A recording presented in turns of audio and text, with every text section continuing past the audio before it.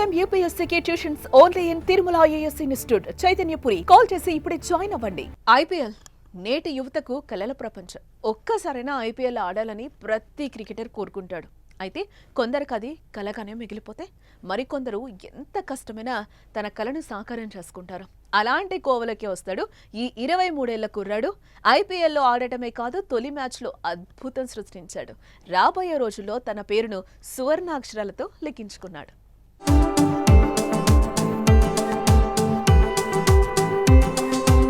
2025 ఐపీఎల్లో మరో young talented cricketer వెలుగులోకి వచ్చేశాడు.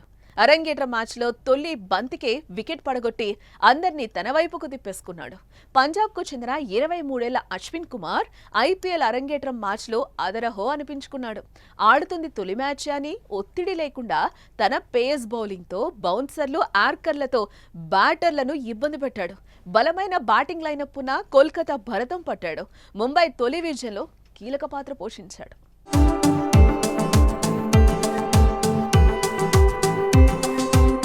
ఐపీఎల్ సీజన్ 18లో తమకు వచ్చిన అవకాశాన్ని కొందరు యువ క్రికెటర్లు వినియోగించుకుంటున్నారు.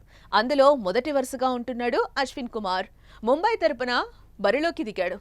అది కూడా దిగ్గజ క్రికెటర్లతో కలిసి మ్యాచ్ ఆడటం అంత ఆషామాషి ఏం కాదు. కానీ అతని మనసులో అవేం లేవు. అతని లక్ష్యం వికెట్ తీయటమే. అందుకే ఆడుతున్న తొలి మ్యాచ్ తొలి బంతికే వికెట్ తీసి తమ జట్లో ఉన్న మేటి బౌలర్లకు సవాల్ విసిరాడు. అదే ఊపుతో మరో 3 వికెట్లు, మొత్తంగా 4 వికెట్లు తీసి ప్రత్యర్థి పతనాన్ని శాసించాడు. శభాష్ అశ్విని కుమార్ అనిపించుకున్నాడు.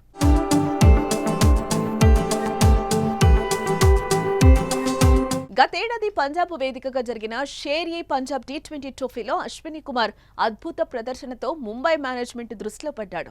దీంతో 2025 మెగా వేలంలో ముంబై అశ్విని కుమార్ ను కొనుగోలు చేసింది. అతని బేస్ ప్రైజ్ 30 lakhs కు వేలంలో దక్కించుకుంది.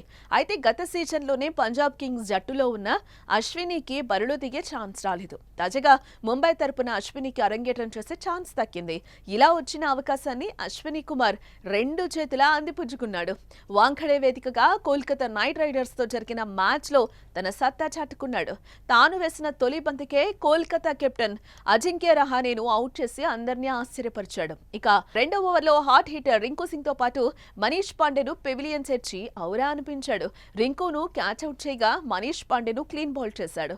ఇక మూడో ఓవర్లో డేంజరస్ ప్లేయర్ ఆండ్రూ రసెల్ ను కూడా క్లీన్ బౌల్ చేసి పెవిలియన్ కు పంపాడు. దీంతో డెబ్యూ మ్యాచ్ లోనే 4 వికెట్లు నేలకూల్చి అందరి దృష్టిని తన వైపుకు తిప్పుకున్నాడు అశ్విని కుమార్. ఈ క్రమంలోనే ఐపీఎల్ అరంగేట్రంలోనే 4 వికెట్లు పడగొట్టిన భారత బౌలర్ గా రికార్డ్ కొట్టాడు. దీంతో ఈ కుర్రాడు ఇంటర్నెట్ లో హాట్ టాపిక్ గా మారాడు.